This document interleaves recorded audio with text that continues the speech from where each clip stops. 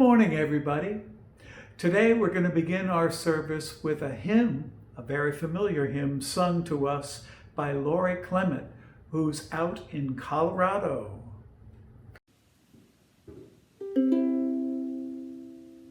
I've got peace like a river, I've got peace like a river, I've got peace like a river in my soul. I've got peace like a river, I've got peace like a river, I've got peace like a river in my soul. I've got joy like a fountain, I've got joy like a fountain, I've got joy like a fountain in my soul. I've got joy like a fountain, I've got joy like a fountain, I've got joy like a fountain in my soul. I've got love like an ocean, I've got love like an ocean, I've got love like an ocean in my soul. I've got love like an ocean, I've got love like an ocean, I've got love like an ocean in my soul. I've got peace, joy, and love. I've got peace, joy, and love. I've got peace, joy, and love in my soul. I've got peace, joy, and love. I've got peace, joy, and love. I've got peace, joy, and love in my soul. Good morning. It's my pleasure to be here this morning and to feel the virtual presence of those watching and listening. My name is Bill Motter, and I'm a member of this congregation and on the worship committee, which is how I came to be broadcasting to you this morning. When our minister, Jack Donovan, has the week off, it's often the responsibility of the worship committee to prepare the service. Today, we'll have the pleasure of listening to words from retired UU minister Nan White, a story from Jeanay Johnson, and music from John and James. But first, some announcements. Please be sure to read your church emails and check out meetings and schedules on the church website. There's a lot going on despite our physical isolation. One other announcement. You'll notice in the top right corner of our YouTube videos, there's a little eye. If you press on that, you'll find that it's an easy way to make a contribution to our church. So please click on the white circle and donate to the important work of UU St. Pete. Now, whoever you are, whyever you have come, you are welcome here. We'll begin the service with our chalice lighting. Let's say together the words that remind us of our commitment to one another. Love is the spirit of this church, and service its law. This is our great covenant, to dwell together in peace, to seek the truth in love, and to help one another. Hello, my name is Jeanay Johnson. I'm the Religious Education Coordinator at Unitarian Universalist Church of St. Pete, and I'm here to share the story. Before I begin, make sure you check out our RE Weekly newsletter. If you do not receive the newsletter, please leave a comment at the end of this sermon and leave your email so I can reach out to you, or just send me an email at re@uustpete.org. The story I'm going to share with you is called La Luna. La Luna is a timeless fable of a young boy coming of age in the most peculiar circumstances. Tonight is the very first time his papa and grandpa are taking him to work. In an old wooden boat, they row far out to sea. With no land in sight, they stop and wait. A big surprise. awaits the little boy as he discovers his family's most unusual line of work. Should he follow the example of his papa and his grandpa? Will he be able to find his own way amidst their conflicting opinions and time-worn traditions? The young Jeanay's boy, Bambino, goes on a midnight boat trip with his papa and grandfather, Nono. After they anchor in the middle of the sea, Nono presents Bambino with a cap similar to the ones he and papa wear. The two men disagree on how Bambino should wear it, papa pulling it low over his eyes and Nono pushing it up on his head. Papa sets a long ladder from Bambino to climb and see so he can set an anchor on the full moon. And the three ascend to start their work of sweeping fallen stars on the lunar surface. Papa urges Bambino to use the push broom on the stars, where Nono favors a besom broom. As they quarrel, a huge star crashes on the moon. It's far too large for any of them to move. Turning his cap backwards the way he wants to wear it, Bambino climbs onto the star and taps it with a hammer. It bursts apart into hundreds of smaller stars, and the three go to work sweeping them to one side, with Bambino choosing a rake instead of either man's broom. Once the job is done, they climb to their boat and look up at the moon, which now displays the glowing crescent phase thanks to their efforts. The moon represents eternity and enlightenment. There are three characters in La Luna: a boy, his father, and his grandfather. At first glance, they are cut from the same mold. They wear overalls and hats, they carry brooms, but the contrast between them reveals their characters. Covered by the signs of age, the two men's eyes cannot be seen, nor can they see as clearly or as widely as the boy, whose large eyes are unobstructed and clear. The grandfather moves his traditional broom with precision. The father wields a push broom with increased efficiency. Both argue in front of the timid boy, whose curiosity and sense of wonder eventually lead him to discover his own sense of joy. I hope you enjoyed the story today. Continue to watch the rest of the sermon. Take care, all. Let's take a moment, close your eyes if you wish, and ponder these thoughts from C. Joybell C., a frequently quoted author on Goodreads. The dance between darkness and light will always remain. The stars and the moon will always need the darkness to be seen. The darkness will just not be worth having without the moon and the stars. Now I'd like to share a few joys that have been passed along to me this week. Danny has described a big joy. She's finally been rescheduled for her much anticipated hip replacement surgery. That big event will be happening on Monday, June 15th. And those who would like to support Danny and Deb with meals can reach out to Patty Hanks, which is a nice segue to another joy. Patty Hanks has just finished her first semester of seminary and started into the second.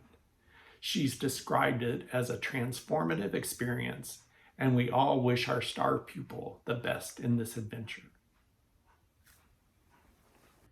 Here's a song we'd like to share with you today to honor the memory of Ahmaud Arbery. We who believe in freedom cannot rest. We who believe in freedom cannot rest until it comes. We who believe in freedom cannot rest. We cannot rest. We who believe in freedom cannot rest until it comes. Until the killing of a black man, black mother's son, is as important as the killing of a white man, white mother's son. Don't you know that we who believe in freedom cannot rest? No, no, no. We who believe in freedom cannot rest until it comes, cannot rest until it comes.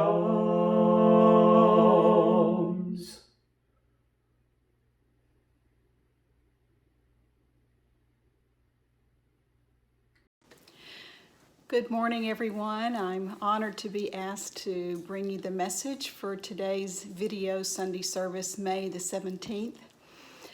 I confess this is a first for me. I've watched many UU services across the nation and find myself in awe of the way a service like this is put together and all the talented people it takes to pull it off. I especially want to thank your worship team for inviting me to speak, and for Reverend Jack and sharing his free pulpit, and for John, your music director, and Jeanay, your director of religious education, and James Mack especially for helping me learn how to do this video. Many of you watching today have never met me or heard of me, and you might be wondering who I am. I can tell you that before the pandemic, my wife Sam and I have attended the services there at the UU St. Pete after moving here last June. And as a retired minister, I can tell you that I have not been there every Sunday, but those that we have attended, we have been introduced to a few of you that we've gotten to know, and we've been impacted by the services there that you offer. We look forward to getting back to being with you in person, but thank you all for being here. There are a few of you, I'm remembering, that you attended the Death Cafe that I led there at the church back in February. And the pandemic was not in our consciousness except faintly at that time, but now the topic of death is an everyday reality when we get daily reports of cases and number of deaths in this state, around the country, and around the world. How can we not be aware of our own mortality? I'm guessing that some of you have known family members, friends, loved ones who've been touched by this virus, and possibly even you have experienced the death of a loved one. I send you my heartfelt compassion and empathy as you mourn and as you grieve the loss of those that you've loved. When we find ourselves grieving over not just the people that we've lost, but all the activities that we've lost in this experience, I hope that you will join me in allowing yourself to let your grief do what it's supposed to do. And that is to remind you of all the wonderful things and all the wonderful people that you used to love, who brought you joy and a smile and laughter and happiness. Your tears of grief are memories of your love of those people and those experiences. So let those tears fall from your eyes and be held in your heart forever.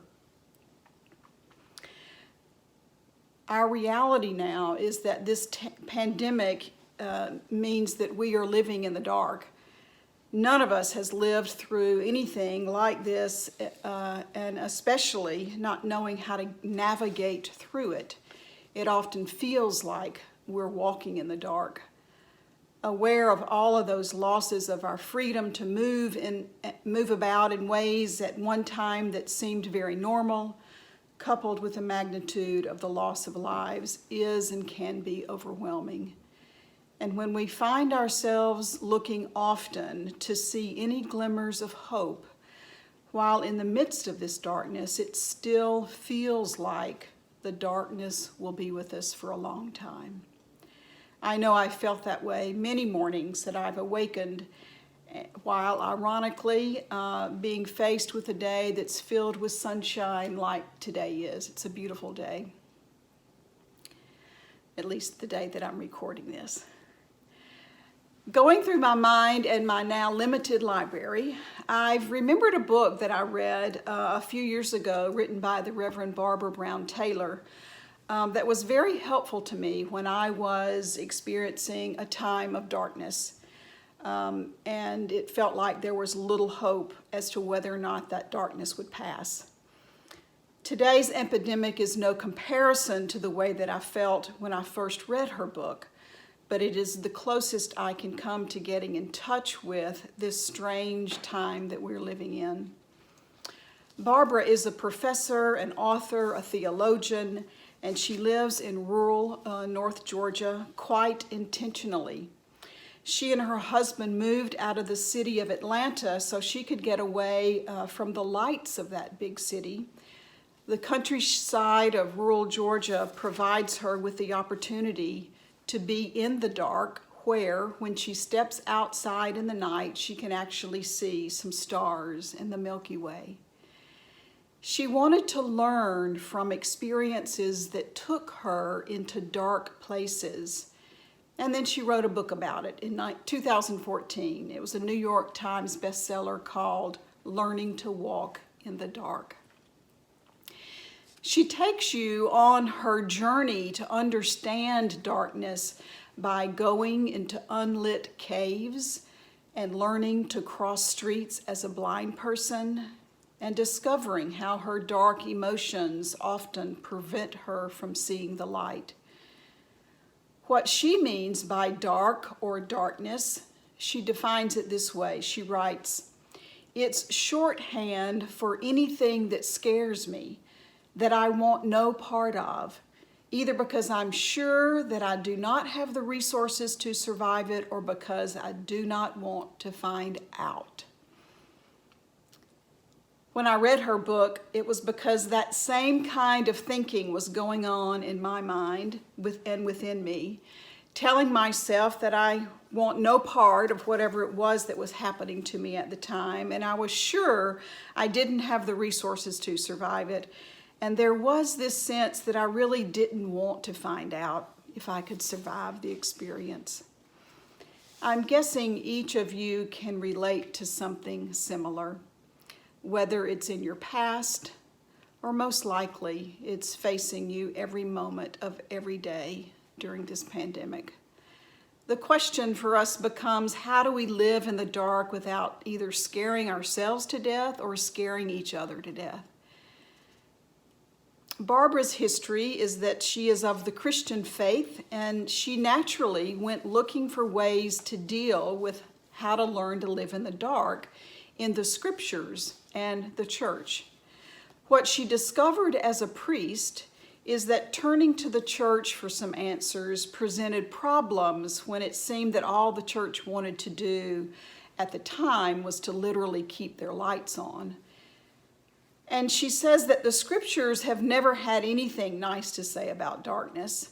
Too often, darkness is understood as an evil causing believers to pray for deliverance from the dangers and perils of it. So she suggests that dealing with darkness by denying its existence, or at least depriving it of any meaningful attention, she calls that a full solar spirituality that reflects only on the sunny side of faith. Instead, by living in the dark literally, she's discovered the gift of lunar spirituality, in which the divine light available to any of us waxes and wanes with the seasons of life. Similarly, we Unitarian Universalists often present a full solar spirituality. In fact, it was William Murray, former president of Meadville Lombard Seminary, who described Unitarian Universalism as a fair weather faith, beneficial to its adherents on sunny days, but not too helpful when the days are overcast. We too tend to keep darkness at bay rather than look at the gifts it offers to us, especially when we are in the midst of it. What I'm suggesting in sharing my gleanings from Barbara's book is that if we begin to understand darkness as a lunar spirituality, it may benefit us during this time, even though it's a challenging time. There's a story that Barbara has written in her book about a little boy who lost his eyesight due to an accident when he was only 7 years old.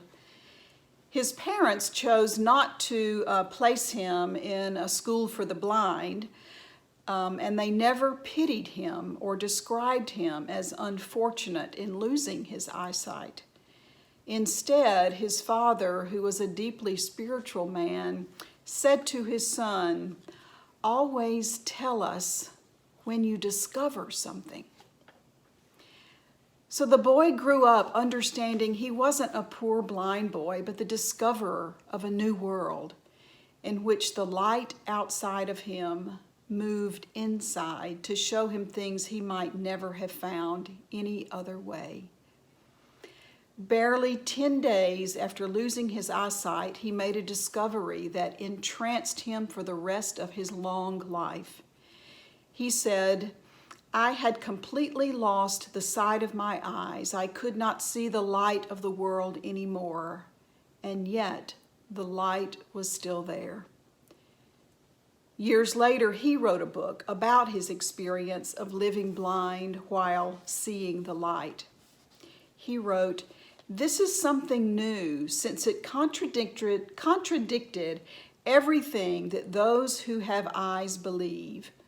The source of light is not in the outer world. We believe that it is only because of common delusion. The light dwells where life dwells, within ourselves." One of his greatest discoveries was how the light he saw changed with his inner condition. Over time, he learned that the best way to see the inner light and remain in its presence was by paying attention to love. In 1994, when he was captured by the Nazis and shipped to a concentration camp, there he discovered how hate worked against him, not only darkening his world, but making it smaller as well. When he was consumed with hate, he ran into things. When he called himself back to paying attention, the space both inside him and outside of him opened up so that he found his way and moved with ease again. The most valuable thing he discovered was that no one could turn out the light inside of him without his consent. There is a light that shines in darkness. The light is within us. This little boy began to understand his life as an explorer, an investigator, instead of a victim of a tragic accident. He discovered things like how to hear and feel and smell the space around him. He could tell the kind of a tree by touching the bark and sensing its height and width and hearing the leaves in the wind. What might you and I discover during this pandemic? While we live in the dark, allow yourself to look into the darkness as if looking into a microscope to discover what's really there. Look for things that scare you and ask, "What am I afraid of?" And as you wait for the response or for what you discover, thank yourself for the courage it took to look and ask. That in itself will be a gift of hope for all of us to carry into the next moment. This pandemic could be a profound gift to humanity as a way to discover or rediscover the light that is within us.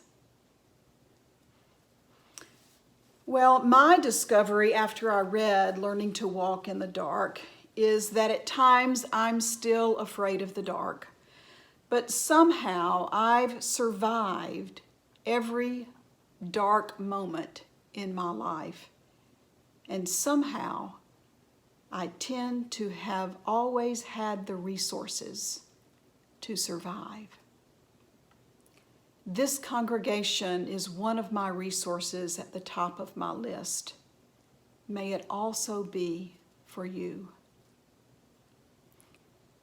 I close now with words from our friend Wendell Berry, who wrote a piece titled "The Real Work."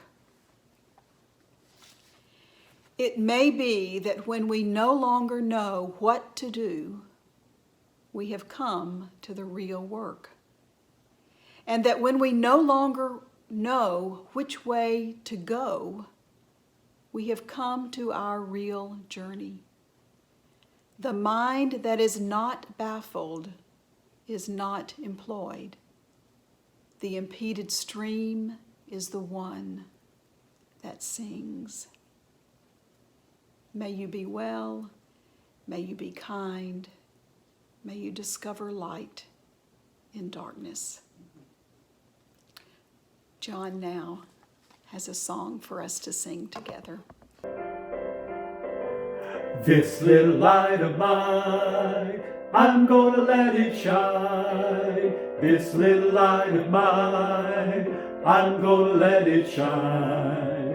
This little light of mine, I'm gonna let it shine. Let it shine, let it shine, let it shine. Everywhere I go, everywhere I go, I'm gonna let it shine. Everywhere I go, I'm gonna let it shine. Everywhere I go, I'm gonna let it shine. Let it shine, let it shine, let it shine. All around the world, all around the world, I'm gonna let it shine. All around the world, I'm gonna let it shine. All around the world, I'm gonna let it shine. Let it shine, let it shine, let it shine. Let it shine, let it shine, let it shine.